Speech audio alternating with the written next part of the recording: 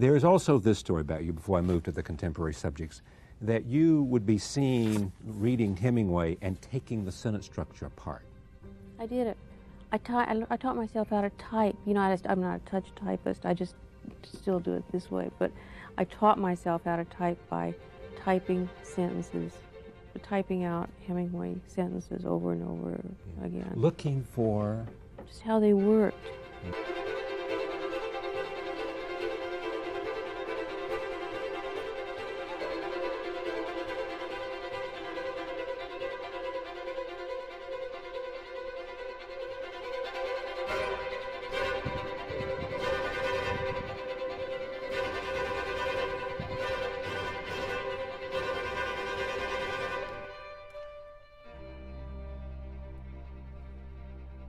Hey, hello, terrible vlogger today. I'm running extremely late. I didn't realize it's gonna take an hour to meet my friend at this cafe later. In a bit, like right now. Okay, let's go.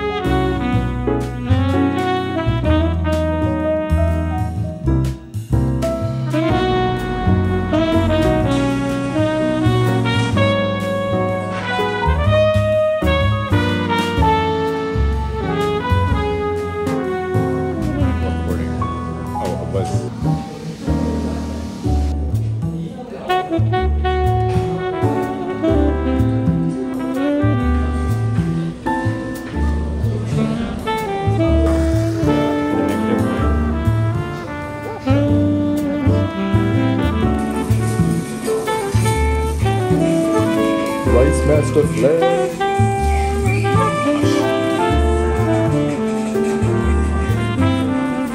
Take this video of you. You look like a fucking pig, just like going ham. Just great.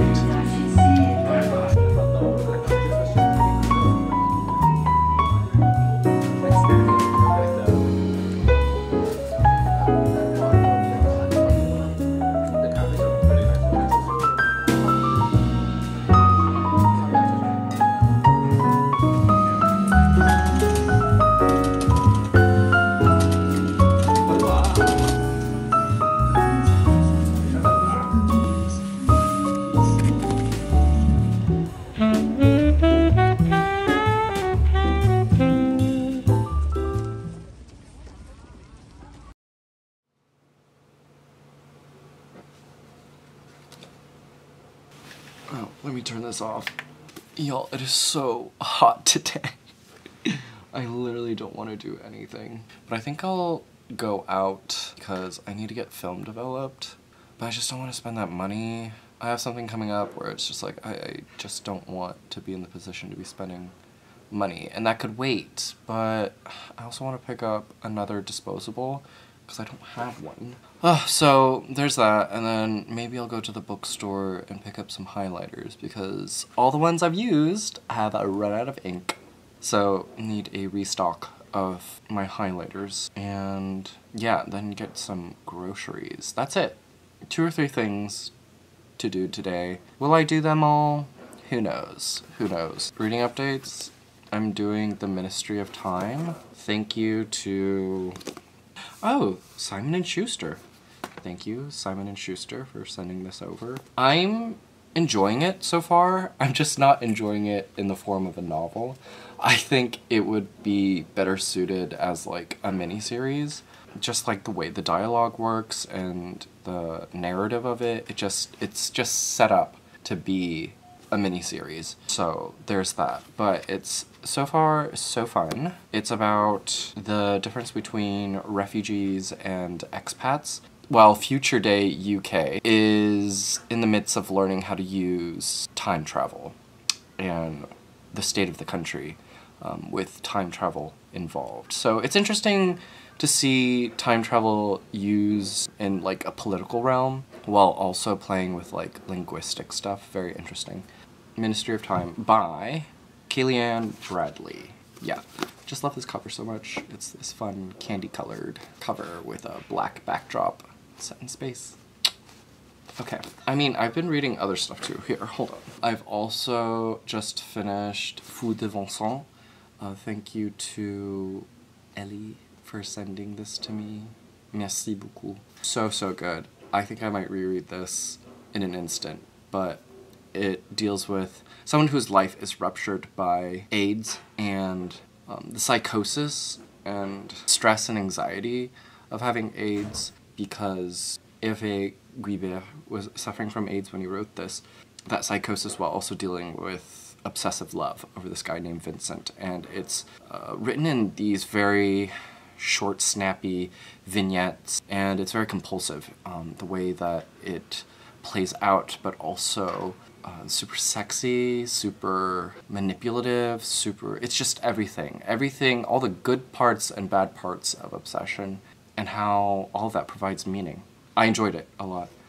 Oh, it's in French, by the way, and it was my first time reading in French since like a long time, so yeah, it was a very good practice for me. I'm also reading Play It As It Lays by Joan Didion. This is a reread. I haven't read this since high school, and it's good. It still holds up, I believe, and I just watched the film version before going into this, which I think will help with my reading a bit. Joan Didion actually wrote the screenplay for the film adaptation, so it's interesting to see her screenwriting versus her novelistic writing. And yeah, this is after coming out of rewatching The Center Will Not Hold, the documentary about Joan Didion. I think I've said it before, but I'm revisiting old favorites and just being in tune with my younger self, the spirit of young Nathan, and this was him. He was reading Joan Didion in high school. Also a lot of Murakami. I don't know when that video will come out, but if it does. But yeah, that, and yeah, it's been good. I don't know what kind of vlog this will be, but I'm doing stuff, I'm reading stuff, and I'm not sure if this will tie into... We have 2 special guests that I'm meeting within 2 weeks, so very, very interesting stuff. That's why I don't want to spend money, because it's just like, oh my god, I just need to save. Also why I've also been on a major book buying ban, but I did indulge about $70 worth, which was like 5 or 6 books. So expensive, because I needed to grab a copy of, what's her face, Lispector's The Besieged City, doing a buddy read with Bibliosophie, and that sort of ignited it. Not blaming you, Sophie. Will not scapegoat you. My fault, my fault. I should have grabbed it sooner, but yeah, I've been really good about not buying any new books. I feel good. Like, there's still books on my shelf that I want to get through, and yeah. Anyway, this is a super long intro. Let's cut it and head out. Otherwise, it is so hot today, and then it's gonna rain later. I'm just like, Mother Nature, why? Make up your mind.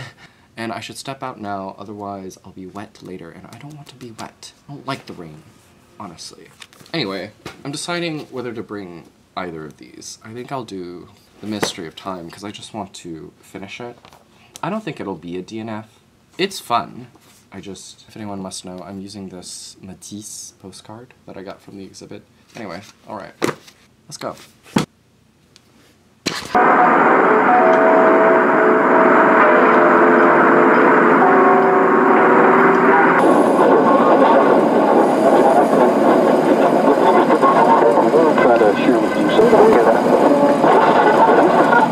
Oops, let me quickly show you my OOTD.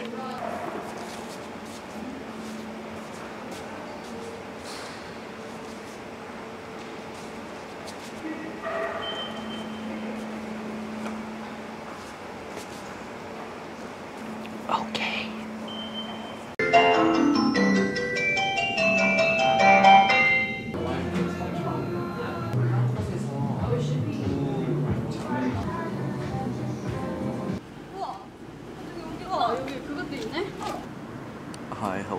see me? I'm sorry, I can't see myself. Okay, hold on. There we go. Okay. I got film developed, and then I got a camera. Before I forget, I've been going to Filmlog since like 2016, before I moved to Korea. I came here on vacation once, and what I like is like, if you have an account with them, then they upload all your photos through their service, through their like cloud service. So it saves me space. I don't have to keep the photos in a specific folder, and it's all like archived like date-wise. So yeah. Anyway, before I forget, they give you a little sticker where you can get film developed for free when you come back to them. So I'm gonna stick this on. My favorite camera. I've gone through so many. Olympus pens, point and shoot. I've just broken all of them. So I've always just relied on Fujifilm. Quick snap flash. Fujifilm. Yeah, I just can't be trusted with an expensive camera. And yet here I am. Have I been talking to y'all okay? Okay, anyway. Now I'm gonna go to Kyobo, because it's like only 20 minutes away by subway, to just look at books, and I just want like an air-conditioned space that I can read at. I'm gonna do that. Alright.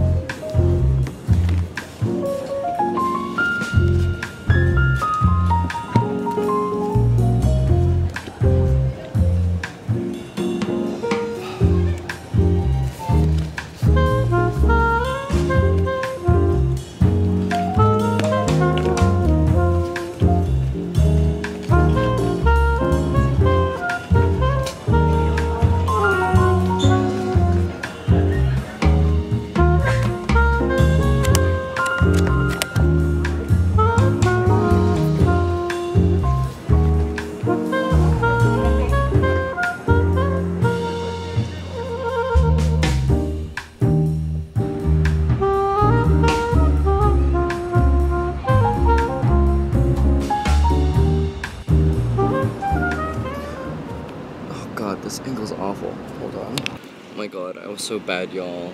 I bought books. If you saw, I was gonna pick up Ishiguro's The Unconsoled. I've been eyeing that one, but then I was like, let me just get it in America at a used bookstore where it's like cheaper. Anyway, there was a sale, and I got 2 books. Don't at me, but I got The Sex and the City. I've been wanting to read this. Anyway, glad I got it. Everything was 20% off. I got this paperback edition of Call Me By Your Name, Andre Aciman.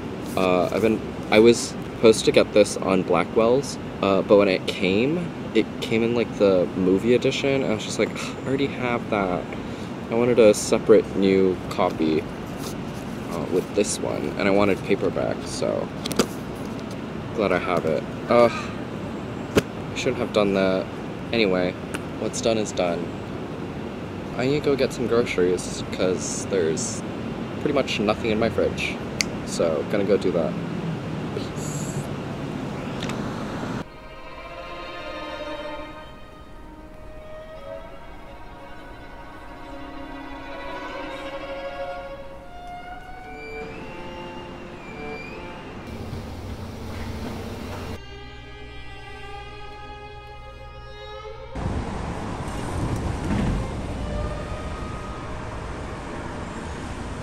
Great Kelly. Oh, I made that.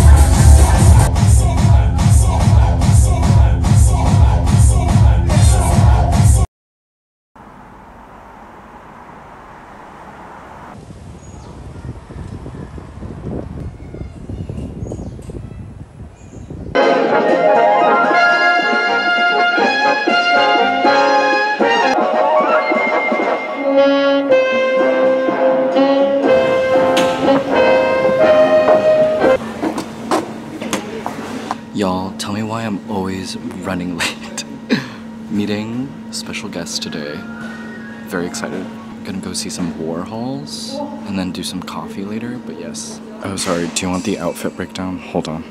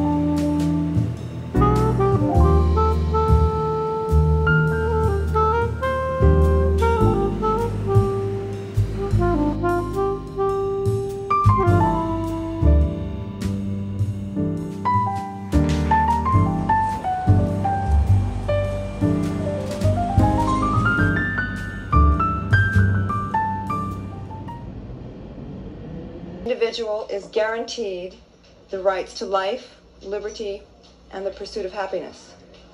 The rights to life. Hi, hello. I just came home from dinner.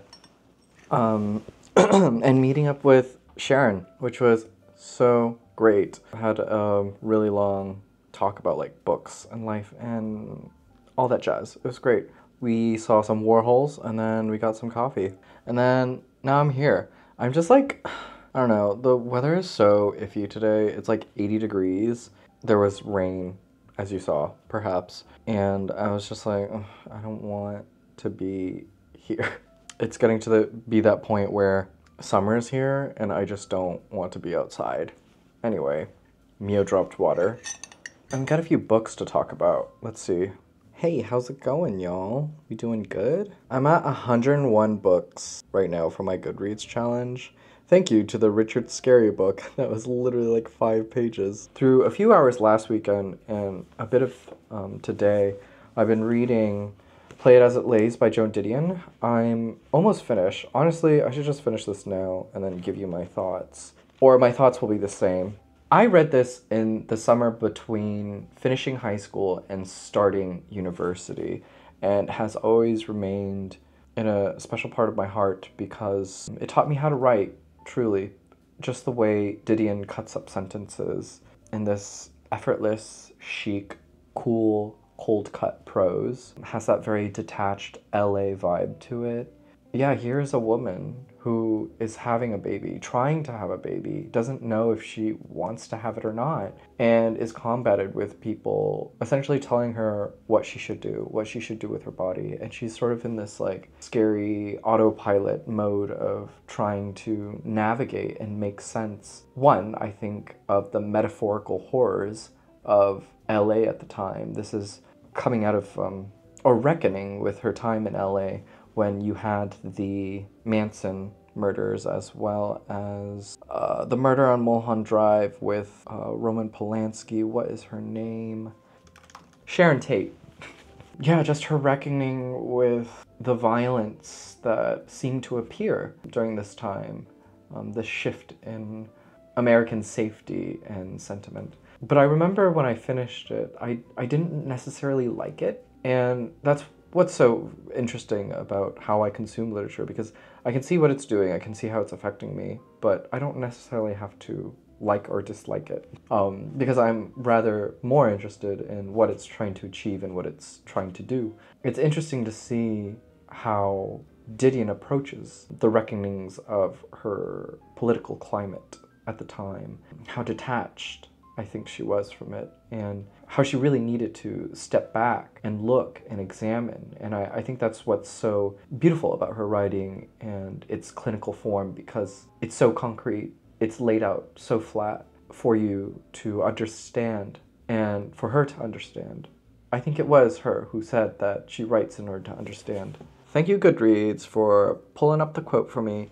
I write entirely to find out what I'm thinking, what I'm looking at, what I see and what it means, what I want and what I fear. And this book is so full of fear. It's so full of that anxiousness, that biting at the fingernails, the tapping of the feet, the freeway howls sometimes. The heat is so full of heat, so uncomfortable. I think that's why it has always remained in my head as a favorite, as a classic for me, and why I love it so much. And in comparison with the film by Frank Perry, he just has this very like Americana suburbs with high melodramatics, like upper middle class suburbs in like a 70s, 80s America. And he did the film adaptation of Play It As It Lays. Didion wrote the screenplay for it. And watching that before reading this was so great to just visualize and put me in the mood and space of the book. And it's just so well done, because the way that he cuts the film, sometimes a scene will just end abruptly and cut to the freeway and the zooming of a car or a shot of a snake. And it's this cyclicity, the way that a freeway loops, the way you're stuck in traffic, and the heat that affects the delirious state you're in while you're in like a stationary car. It just embodies LA traffic to a motherfucking T, and it's just so good in that way. But it is not a perfect novel at all. It's clunky a bit, and it doesn't, I don't think, moves as smoothly as I thought it did. The chapters are really short. That's what makes it so accessible, because it's so easy and fast-paced to read. But it's in the way that it's chopped up like this that creates that really triggering and unsettling disorientation throughout the entire book. Still a part of my canon, because I can see parts of why my younger self enjoyed this, and how you can learn how to craft certain emotions, how to carve them out through sentences, and I just love it so. Love it so. That's the whole review, I think. Sorry, I don't know why I feel so off today. I think because I'm just really tired. I went to bed at like 1:30 last night. I've been real bad, y'all. I've been misbehaving, but I was doom scrolling on TikTok to try and put myself to sleep last night, and I don't know why I did that. And then this morning, I just sort of forced myself to wake up early, because I just wanted to do stuff that I need to do, just like around the house. House chores. I think I just need to go to bed early today. It just feels good. FSG Classics, this book just feels so good. It's like the perfect floppy paperback. Do you hear that? Music to my ears. Like, what a scrumptious. And just like the typeface, the indents of the book. Ooh, who's it? Valentina did a fun video about like physical books and how good they feel in her hands, and just a fun video idea. Just like a stack of books that it just feels good to read. It just like helps with the reading experience. Anyway, oh, I did want to mention also that Frank Perry did a film adaptation of Cheever's short story, The Swimmer, which is about a man who tries to go home, swimming home, Deborah Levy. I think that's where she got the title from. I don't know. That's what I'd like to think. But he tries to go home by swimming in his neighbor's pools. Like, he'll swim his way towards home.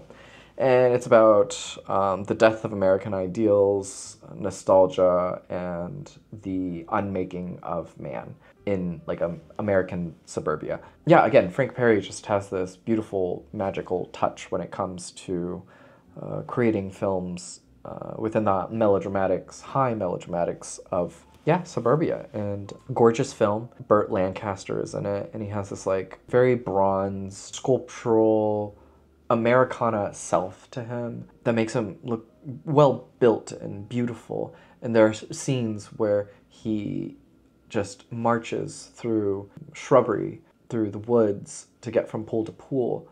And it's just done with such gentleness. So it's this contrast of him as like a statue stepping on grass and leaves and branches, and it's just beautifully shot. It's a good looking film. A beautiful way to start summer, honestly. And reminds me a lot of like La Piscine. And I recently also watched A Bigger Splash by Luca Guadagnino, which I always forget is an adaptation of La Piscine. And yeah, I'm just in a very summery mood. I don't like summer, but I love the sentiments of summer. I love the idea of summer, and that's it. That's all. Anyway, I'm going on and off about a bunch of hoo-ha, so I'll stop. I'm trailing back to this, because everything is cyclical. Look at the serpent. Do I think this is a good place to start with Didion in terms of fiction? Yes. Well, so I don't know what my stance is. I say read. If you had one life to live and you had so little time in that life, which Didion book do you recommend? I always recommend that if you are going through loss, please read The Year of Magical Thinking. Follow that up with Blue Nights, then read Slouching Towards Bethlehem, The White Album, and then with that under your belt, approaching her fiction is a good idea. So you sort of see the mechanics of her writing and what it's trying to do. Either from there you can read Run River or Play It As It Lays. If you're to choose a fiction, either of those two. And then the others are just really interesting in that they are political thrillers, and you kind of see how Joan reckons with the political climate of America at the time and how she tries to spin and think about the terrors of America, the dreams, the desires, and how it's all a nightmare. If anything, I think Democracy is the most interesting out of them because she inserts herself, which is really funny. Like, she spoofs herself and she inserts herself as a character in her own book, which just does not seem like a Didion thing to do. And so that's why I think it's so interesting. Anyway, I'm just going off. Okay, I'll stop here. Y'all, let me know a recent reread that you did. Are you planning to reread a favorite of yours? Let me know what it is. I've been in a big rereading mood, so that's what I'm doing. And then, yeah, let me know what your favorite Didion is. And if you don't like Didion, actually, let me know. Do we just like the idea of Didion versus her actual content as a writer? Let me know. Okay. With that, love y'all. Okay, bye. And it seems paradoxical to me that a nation with such ideals and such economic power still cannot fulfill, or seems unwilling to fulfill, basic human needs of food, clothing, and shelter.